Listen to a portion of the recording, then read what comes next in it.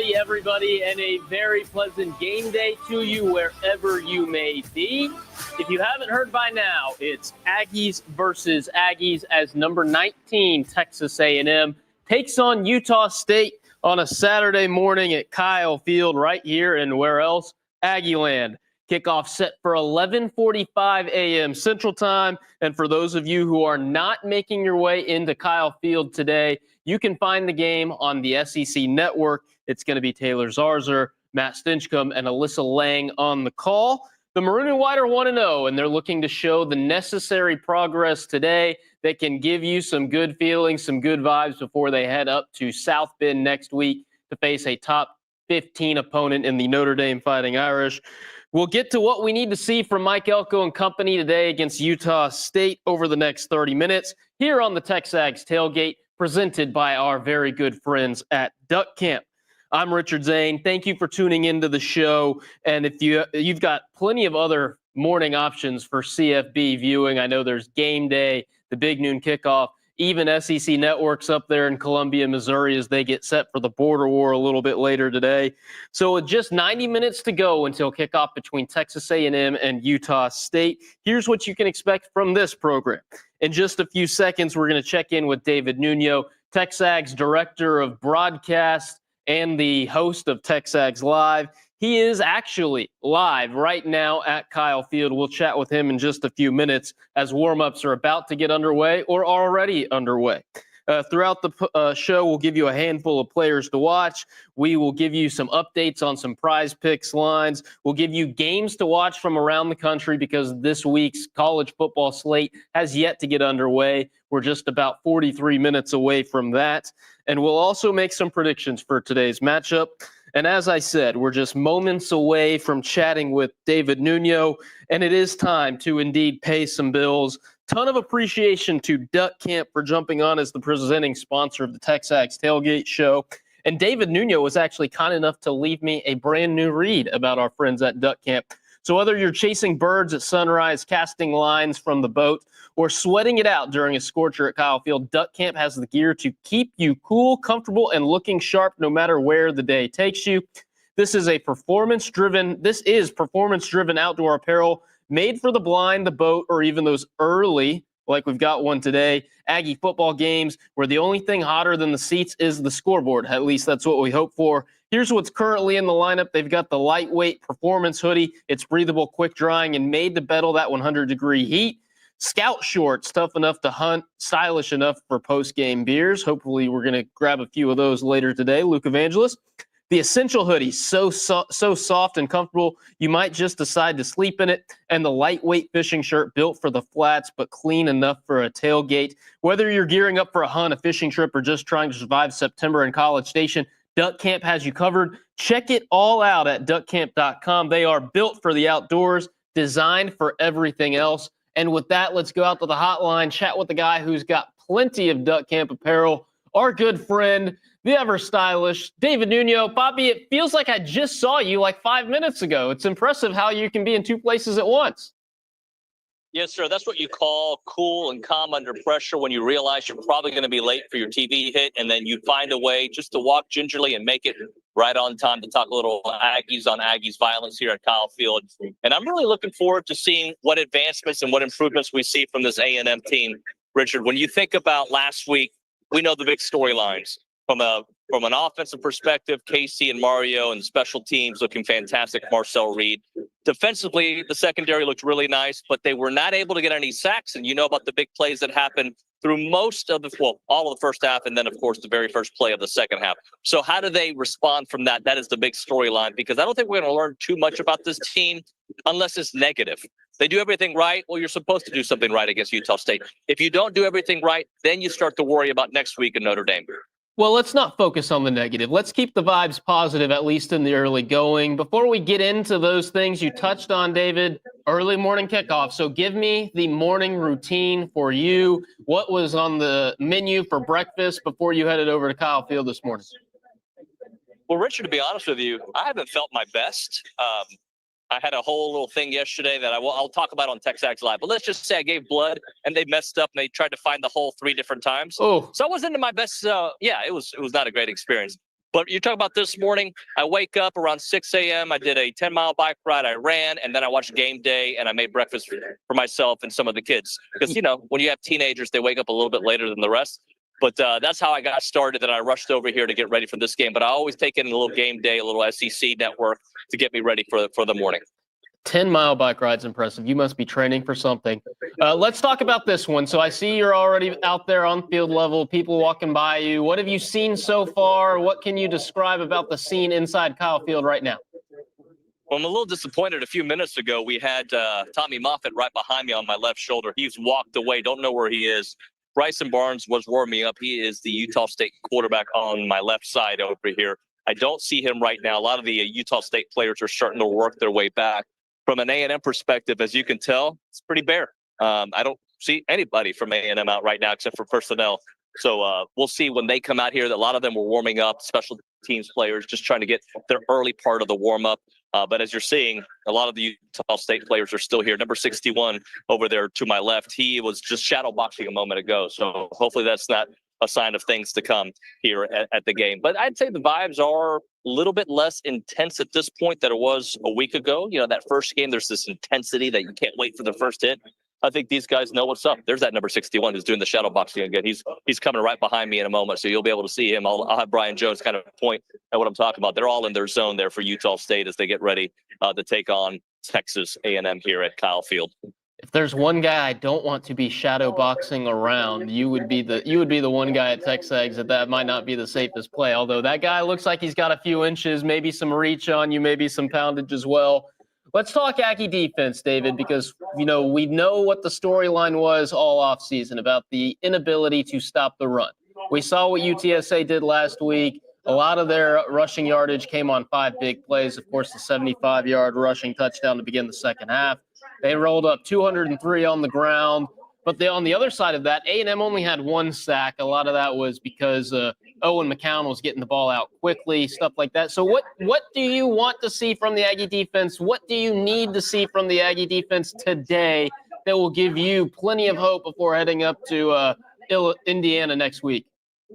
Well, a couple things. I don't believe that A&M is going to be able to get the 6 sack total that we saw last week from UTEP against the same Utah State team, because I think they're going to play Texas A&M differently. They're going to do what we saw a lot of the first part of last season, quick throws. I don't believe they're going to sit in the pocket and allow this defensive line to get to them.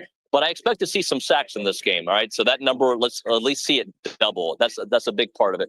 As for stopping the run, here's an interesting thing. They got some athletes at Utah State, but you don't think of them as your traditional running backs, right? They are wide receivers / quarterback combos. 2 of their running backs are also slot receivers. So they just kind of do both roles throughout a game. So you'll see Miles Davis at wide receiver. You'll also see him at running back.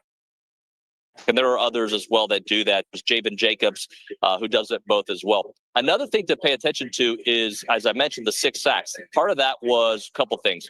Quarterback holding on to it too long, Bryson Barnes. There were some communication issues on the offensive line, and they were just powered through. This week, though, their most tenured offensive lineman, Tavo, can't say his last name, Polynesian player, very good. He did not play last week. He's expected to start today and be back on that offensive line. But the bottom line is no misfits, right? And try to limit any big play. You're going to give up some big plays, but really, let's have this game over. That at the start of the third quarter, instead of a touchdown making it at a game, the start of the third quarter is A&M already putting some more distance in what is a 25, 30-point lead at that point. We'd love to see plenty of playing time for Miles O'Neill and all of the other Texas A&M reserves in the second half this afternoon. David, let's talk about Bronco Mendenhall's defense, right? Because he's a guy that hangs his hat on that side of the ball, similar to Mike Elko, although they do it. They do it in different ways. I know that there was one guy on that defense. I believe it was Ike Larson. He was rumored to be suspended. Do you have an update on his availability for today? And what do you expect to see from that unit as a whole? I think they're going to get overpowered by A&M's speed and physicality. That's the bottom line. I think Le'Veon Moss is going to put a hurting on this team in his limited carries. I don't see him getting more than 8 or 10 carries, but it's going to be an increase from last week's 3.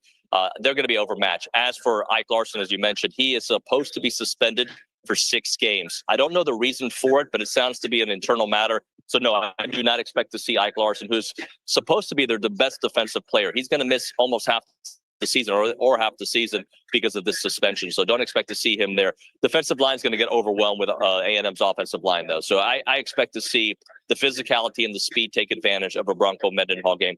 This is not UTSA from last week. Now, UTSA, I think, would destroy Utah State. And what is that based on? That's based on nothing but gut feeling, guys, because this is a Utah State team and also a UTSA team that's kind of brand new. At least from a defensive point of view, UTSA last week had nothing but new players. This is a Utah State team that brought over a bunch of players from New Mexico that have some tenure, that do have some athletes, but they're also trying to figure it out. UTEP is not Texas A&M. It's a roster that has 69 new players, newcomers on that roster. And no, I was not trying to make a nice joke there, David. You mentioned that you think the A&M offensive line is going to overwhelm the Utah State defensive line. If that happens, that means great things for the guys like Le'Veon Moss, Reuben Owens, E.J. Smith, Amari Daniels, Jamarian Morrow, and even the running quarterback that is Marcel Reed.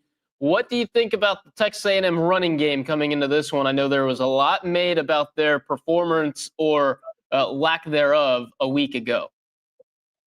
There was a song by Roy Jones, the boxer. I don't know if you're familiar with Roy Jones. At one point, he was the pound-for-pound best boxer in the world. And he had a rap song called Y'all Must Have Forgot. And I think they're going to remind, Texas A&M is going to say, y'all must have forgot how good of a running game we have here. I don't know if anybody on the team is going to have these astonishing big numbers because the amount of running backs I expect to play in this game. But I do think they're going to be able to run the ball at will. It's not that Coach Elko wants to put too much on tape, right, for next week's game against Notre Dame, but you do want to make sure that Le'Veon and Ruben, who have really not had many carries in the last year, or at least for Le'Veon since his injury in November, to get some real pop and some real hits. So I do expect A&M to run significantly more than we saw last week. And I hope to see a team that even if Utah State decides to stack the box like we saw a lot for UTSA last week, for A&M to put their head down and say, let's go. Even if you stack it, we're going to be able to get our 5-6 yards. Another factor that might impact today's ball game is the weather. I was driving in a little bit earlier this morning, and it was sprinkling on me. So I would ask you to do your best weatherman impersonation yet again, the second time in as many weeks. What's it looking like right now? Richard, I think you know a little bit about my history. When I was in the news industry, I had to do weather during hurricanes. And I was really good at pointing out puddles. And it's windy, guys. Back to you. I'm going to kind of do the exact same thing here today. It's very humid, not as humid as it was last week. I don't see rain in the vicinity. It looks to be a little overcast, but sunny, but definitely humid. I think Brian Jones agrees with me. Like he's wearing a very hot and humid day, which again goes to the advantage of Texas A&M. Utah State is not going to be used to this kind of humidity. Sure. Looking at my Google, the handy dandy Google machine, 10% chance of precipitation between now and 2 p.m. So it shouldn't impact today's ball game at all. David, a couple of football questions before we let you get out of there because I know you got stuff to do. I'm looking for your X factor today, your player to watch, and then, of course, as I always do, your score prediction for this one. I'm going to give you that one first because I told my kids on the way here, 52-13. I don't know why. It just feels right. Sometimes when you pick a score, it just feels like that should be the score. I'm going to go 52-13. Last week, I was pretty close. Remind me, did I say 40-14 or something to that effect? But it was pretty close. Whatever it was, I was pretty close. So I'm going to go 52-13 today. Texas A&M wins. My X factors. We're going to go again with Mario Craver on the offensive side. I also believe I'm going to pull a Billy Lucci here for you. I'm going to give you like 19 names, but act like I'm giving you one. Amazing. Amari Daniels, I think, is going to get some looks today. I do. And Morrow's going to get his looks. Le'Veon's going to get his looks, and Ruben. But I really expect for Amari to be the runner that we look at. Like, look at Amari. He's back doing what he does every year since he's been at A&M. On the defensive side, Will Lee. That's an easy one. It's probably too easy to give to you. But it was kind of a quiet, good game for him last week. They're going to try him today, and he's going to say the Roy Jones line, y'all must have forgot as well. That's a good pick. I am going to highlight a secondary player a little bit later on. David, appreciate you taking the time so much, and we'll hear more from you after the game on the post-game wrap. Former players you've got on that, correct me if I'm wrong, Chris Harrington, Chris Taylor, and our main man, Brandon Leone, correct? I believe Chris Harrington is off today. I believe he's doing something with the family. So I think it's going to be just CT and BL. Gotcha. Perfect. More power to Chris Harrington. That's awesome. David Nuno, appreciate you so much. And get to work. And, of course, keep Olin in line. You got it, man. Thank you. Great job, Richard. Of course. That's David Nuno here joining us on the TexAgs Tailgate Show, presented by our friends at Duck Camp. Now, this is the TexAgs Tailgate Show. If you are walking around outside 308 George Bush Drive, you might notice that the scene is a little bit different than last week. That is because we do not tailgate before morning kicks. There was a trio of vendors that we played and heard from on this show. Of course, you heard from Jackson and Adam from La Casa Tequila, as did Chip from Catalyst Energy, as did Brandon with 1775. Of course, no pregame party this week. But we will be back in action for future games. So if the game kicks off in the afternoon or the evening, you can bet that TexAgs will be tailgating, and you should add us to your itinerary. you can expect to see our friends from La Casa, Catalyst, 1775, and many more vendors in action. It's at 308 George Bush Drive. Each TexAgs Tailgate begins 3 hours prior to kickoff. So if you expect that Auburn game to kick off at 2:30 p.m., we're going to be starting at 11:30 a.m. So we're still waiting on that kickoff time to be announced thanks to the SEC, but we'll have that hopefully shortly. Obviously, be sure to stop by for some free drinks and good vibes. We'll have the biggest games on the TV in that early morning window, and we do have the air-conditioned bathroom, so I think that makes us the Buc-ee's of tailgates of sort. And lastly, you might get to see your favorite TexAgs personalities. I know that Ryan Brauninger was around. Billy Lucci actually made an appearance on this show last week. And, of course, the man who's pushing the buttons, pulling the strings today, everyone's favorite hoops guy, Luke Evangelist. He's with us today. You might just see him in that mustache walking around. I think it is time to go. Last thing I'll say on that. Add us to your schedule. Come hang out. 308 George Bush Drive. We'll be tailgating for the Auburn game, the Mississippi State game, and the Florida game. So keep those on your docket. We'll have plenty more reminders in the future about those. Mr. Evangelist, how are we doing this morning? You were kind of a show and go guy for today's production.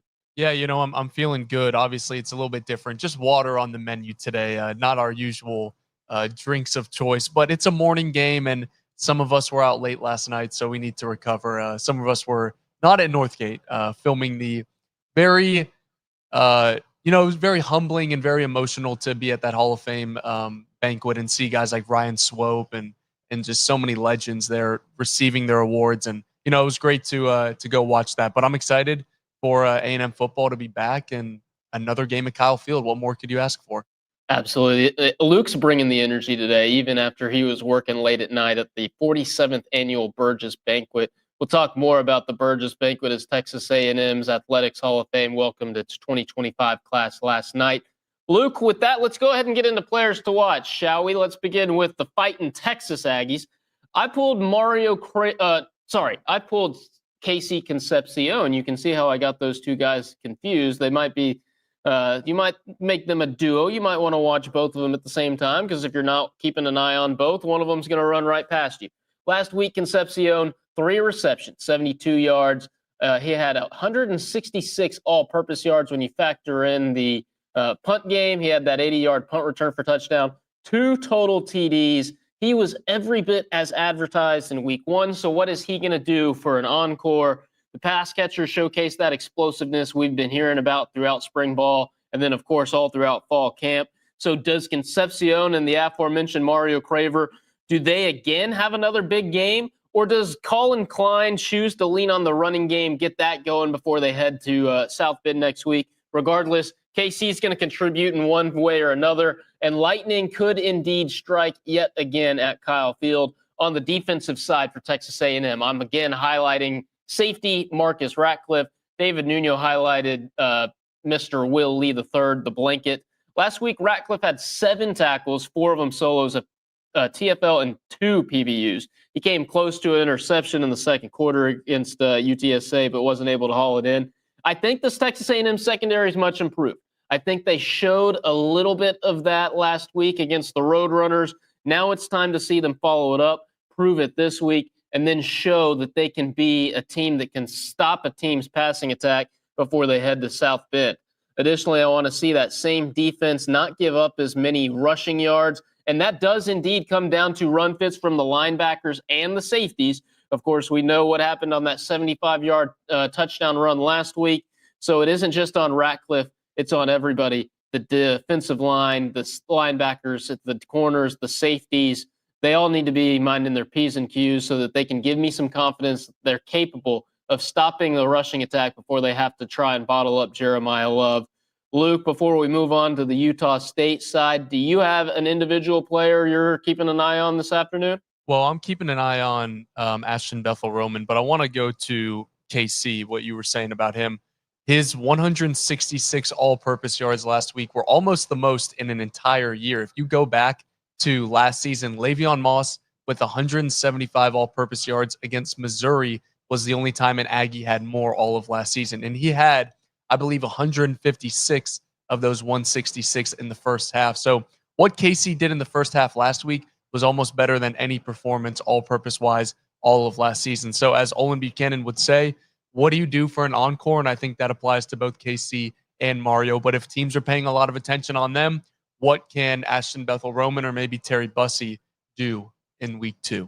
Keep the camera on you for a second, Luke. Can you make a muscle like Bronny just did? There you go. Yeah, way to make a muscle, Luke. Boy. The pump cover is covering it a little bit, but trust there is some on there. The pump cover. I don't think you and I are doing any pumping, as they say. Utah State now, players to watch. On offense, I'm going to go with the running back Miles Davis. Last week, he had 12 carries for 88 yards and a touchdown. He also had 6 receptions for 61 yards against the UTEP Miners. He also contributes on special teams. The reason I highlight this guy is because we saw what Robert Henry Jr. did to Texas A&M last week. Can the maroon and white bottle up Davis? Can you give us hope that you're going to be able to stop Love next week? That's going to be a huge key to this ball game. In his previous 5 seasons at BYU, Davis made 27 appearances, including 1 start. Last year, he played in 8 games, had 18 carries for 76 yards to go along with 5 receptions, 68 yards, and a receiving touchdown. On the defensive side, I'm going to go ahead and highlight Noah Avenger. There was some debate earlier of whether it's Avenger or you pronounce it Avenger like the superheroes. I'm going to go with Avenger. Last week, he had 11 total tackles, 8 solos against UTEP. Secondaries, again, going to be shorthanded without safety Ike Larson. He's suspended. We don't expect him to play today. Can Texas A&M attack this Utah State defense and find success? Going to be a huge key. Can they do it on the ground? Can they do it with the passing attack? Can you follow up last week's explosive performance with another one this week and really keep the good vibes rolling on that side of the ball when you head into what is going to be a hostile environment and likely a top 20 matchup next week against the Notre Dame Fighting Irish? With that, let's hand it over to Luke Evangelist again, because I know everybody wants to see his mustache and that mustache talk about some prize picks, player lines. Mr. Evangelist, go through those new player squares, if you will. Yeah, we've got a couple new ones here. Not as many as the season opener against UTSA, but still plenty to play if you're interested in using prize picks. And if you're a new user, you can go to prizepicks.com/TexAgs and use code TexAgs to receive a guaranteed $50 once you play your first $5 in lineups. And then you can take that $50 and use it to whatever Matthew Dawson tells you to play on Pick 'em and Rip 'em, which comes out every week. First, we're going to start with the man we've highlighted as our key player, KC Concepcion. You can play either his longest reception to be more than or less than 25.5 yards, or for him to have more than or less than 54.5 receiving yards. I don't know about you, Richard, but I think I would like the more than on that for more than 54.5 receiving yards. The other player they've got a lot of player squares for is Marcel Reed. You can bet on his longest completion, more or less than 44.5 yards, longest rush, 17.5 yards, pass attempts, 27.5 pass attempts, completions, more than or less than 19. You can play 2 different ways for him to score touchdowns. You can go passing touchdown, or you can go rushing or passing touchdown, or receiving touchdown. That's also factored in. And you can take more than half a passing touchdown for a Green Goblin, which is a lower payout, or you can go riskier and go more than 1.5 passing touchdowns, which is a Demon, which would be a higher payout. You can also play his passing yards at 263.5, his total yards at 316.5, or his rush attempts at 8.5, and then even his rushing yards at 46.5. Other player squares that you can play for a touchdown scorer include Amari Daniels, Amari Niblack, Mario Craver, Ruben Owens, and Ashton Bethel Roman. And if you're feeling like kickers need love too, you can play Jared Zirkle more than or less than 8.5 kicking points today. I'd like to take the Zirkle more than 8.5 kicking points, because if you're getting how many touchdowns, maybe a field goal, that seems like that one could cash. Yeah, 6 touchdowns and a field goal would do it right there. Be sweet. Prize Picks, best site to play daily fantasy sports. New users go to prizepicks.com/TexAgs and use code TexAgs when you sign up. You will receive $50 after you play your first $5 in lineups. That's prizepicks.com/TexAgs. Moving right along here on the TexAgs Tailgate Show, presented by Duck Camp. It's time to go ahead and look at games around the country. Now, nothing has kicked off just yet. We're about 19 minutes or so away from those 11 a.m. games getting started. Of course, we've got a couple rivalry games to highlight. The first one being Iowa at Iowa State. The Cyclones are ranked 16th in the country. And can you believe this, Luke Evangelist? For just the second time since 2006, Iowa State is a favorite in the Cy-Hawk game. ISU, a 1.5-point favorite at Jack Trice Stadium this morning. I cannot believe that because Iowa State's probably been the better program just marginally over the last couple of years. But I guess Iowa in that formidable punting game might scare some people, and they would then be favored. It's hard for me to believe that the Hawkeyes are going to be scary after Matthew Dawson wrote so many not so great things about their quarterback position. Another game in the 11 o'clock window that I'm sure a lot of Aggies are going to keep an eye on is how does Arch Manning bounce back from last week's performance at the Horseshoe? It's number 7 Texas taking on San Jose State. You can find that one on ABC. Texas, 37.5-point favorite. Elsewhere in the SEC, it's an actual conference game as number 20 Ole Miss goes on the road to Lexington to face Zach Calzada and the Kentucky Wildcats. Ole Miss, 9.5-point favorite. Feels like the Rebels can easily cover that one tonight. Hold on. People said that last year. This afternoon. Yeah, you're right. That's true. But I think there's a revenge factor here for Lane Kiffin. And you know he holds grudges. Just ask Jimbo Fisher. 2:30 p.m. Central Time on the ABC. You can find the Rebs and Cats. 3:15 on SEC Network. So following Texas A&M versus Utah State will be South Florida versus number 13 Florida. That's on the SEC Network. Florida, 17.5-point favorite. That line seems pretty high, especially considering what the Bulls did last week, although I'm sure DJ Lagway set to roll at the Swamp this afternoon. Big game in Stark Vegas as Mississippi State hosts number 12 Arizona State. 6:30 p.m. Central Time kick on ESPN2. The Sun Devils, 10-point favorite. That line seems a little low. I think Sun Devils and the boys from Tempe are going to roll all over Jeff Lebby and the Bulldogs. And then the only ranked versus ranked game of the slate is Luke Evangelist's Michigan Wolverines, ranked 15th in the nation, headed to the quote-unquote Palace on the Prairie to face number 18 Oklahoma. The Sooners getting 1.5. 6:30 p.m. Central Time kick on ABC. Luke, I went on record on B Team earlier this week, and I think the Wolverines are going to roll. I don't believe in Brent Venables. I don't believe in that defense. I think that stadium's overrated. I think Oklahoma's overrated. I think we're going to learn about that quarterback this week. I think we're going to learn about both quarterbacks this week as Bryce Underwood's making just his second start. Your thoughts on Sooners and Wolverines, Big Ten versus SEC matchup? You know, I think we're both well-versed in the natures of Michigan football, and I feel like I have a lot of questions about Michigan. Everybody knows Michigan's always going to play some good defense, but offensively, I don't know if they have the production, and I don't know if I've seen enough from Bryce Underwood. I mean, I definitely haven't. It's been one game to know that they're going to be able to put up points on that Oklahoma defense. And I think Oklahoma's offense, maybe I'm drinking the Kool-Aid on John Mateer, but I really believe that him getting Jaden Ott and then 2 offensive linemen back after he still was impressive last week against Nobody Cares State University, but I really believe them getting all those players back from injury will do wonders for them. And it's a home game. We saw what happens when quarterbacks make their first starts on the road just last week. I don't think it's that hostile of an environment, but I still give the edge to Oklahoma. And I don't want to say Oklahoma rolls, but I don't think it's a one-possession win. I think Oklahoma, if I had to put a number on it, they win by 10 or 11. Just think that offense is a little bit too explosive for Michigan to be able to come back. We'll see. I guess we'll see, right? I know that the final score wasn't all that impressive last week. Oklahoma versus, you said Nobody Cares State University. It was Illinois State, 35-3, although Mateer was plenty impressive, completing over 80% of his passes for nearly 400 passing yards and 3 scores. The other game, kind of give it an honorable mention. We didn't put it on our little graphic there, but it's the border war, right? 2:30 p.m. Central Time on ESPN2. It's Kansas at Mizzou. Mizzou's a 5.5-point favorite, and these two schools absolutely hate each other.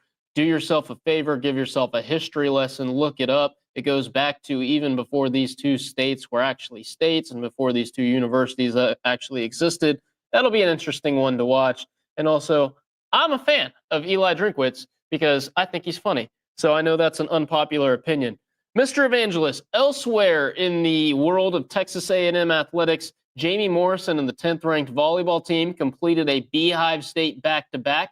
They got it started against Utah on Thursday night, sweeping the 21-ranked Utes in Salt Lake City. And then yesterday in Logan, Utah, they took on the Utah State Aggies, and they took care of business. It was a slow start. They lost the opening set. It was back and forth in the second, but then the Ags really turned it on en route to a 3-1 victory. Shout out to Emily Helmuth, a team-high 18 kills. Afina Cossack-Paulo was fantastic defensively, 7 blocks, and Maddie Walk, 57 assists last night. Next up for them, they'll travel to Dallas, Luke's hometown, to face number 11 SMU on Tuesday night. That game's being called the Shriners Children's Showdown at the Net. If you're in Big D, make your way to Moody Coliseum, root on Jamie Morrison and company. If you can't get there, you can find it at 6 p.m. on ESPN2. Also, soccer is going to be in the Metroplex tomorrow. Texas A&M faces number 4 TCU Sunday at 7 p.m. That game's going to be streamed on SEC Network Plus. Guerreri and company 3-0-0 on the year, so they are unbeaten, but most recently they kind of struggled their way to a scoreless draw in Nacogdoches against SFA. Guerreri called it frustrating. He used the word disappointing. Sunday is Texas A&M's last non-conference game of the year before SEC action begins next Friday as Georgia comes to Ellis Field. The Bulldogs currently ranked number 15th in the country. Also, it was Hall of Fame induction weekend. Luke kind of mentioned that a little bit earlier. Last night, the 47th annual Burgess Banquet to celebrate the Texas A&M Hall of Fame class of 2025. 10 individuals were honored, including my personal GOAT, Texas A&M football's Dan Campbell, the head coach of the Detroit Lions. Just in case you've forgotten, they've won back-to-back NFC North championships under his guidance. He was honored with the Lifetime Achievement Award. Former Texas A&M football manager Rick Rickman went into the Hall of Honor, and then football players Rod Bernstein and our favorite Ryan Swope, friend of the program, they were inducted along with Caroline Gunn Rogers from equestrian, Shamir Little, track and field, Shan McDonald, softball, Shelby Vaughn, track and field, Joan Watzowitz, swimming and diving, and JT Higgins, men's golf. He had a long speech last night, Luke, but he was entertaining, spoke for 25 minutes, told some really good stories. I'm glad that the Hall of Fame induction last night did not put a damper on what was yet another pitiful performance from JT Higgins' Los Angeles Dodgers. All right, last thing we're going to do here on the TexAgs Tailgate Show is share some game predictions.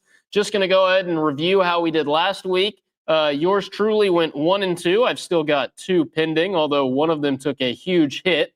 I took Le'Veon Moss to lead the league in rushing, and he ran for 19 yards on 3 carries. I also took Texas A&M to win at least 9 games, so they're 1/9 of the way there. We're just looking for progress.